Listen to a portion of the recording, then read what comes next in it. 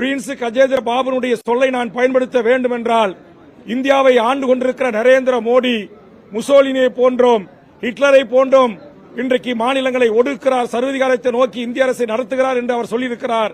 அது பத்திரிகை ஊடகங்களிலே இன்றைக்கு பதிவாகி இருக்கிறது.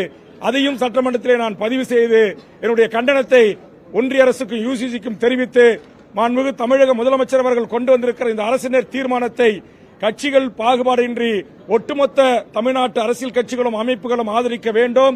மாநில அரசின் உரிமைகளை காலில் போட்டு மிதிக்கிற இந்த சர்வதிகார போக்குக்கு ஒரு முடிவு கட்ட வேண்டும்.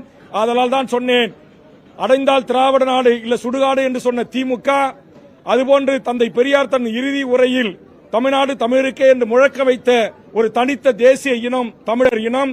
அந்த தமிழர் இனத்தை கல்வியினூடாக சிதைக்கின்ற, இந்தியாவிலேயே கல்விக்கு முன்மாநிலமாக இருக்கின்ற, முன்னோடியாக இருக்கின்ற நம்முடைய தமிழகத்தினுடைய கல்விக் கொள்கையை புதிய கல்விக் கொள்கையின் ஊடாக திணிக்கின்ற பாசிச பாரதிய ஜனதா அரசின் நடவடிக்கைகள் எந்த முனை அளவும் நாம் இந்த மண்ணில் அனுமதிக்க கூடாது.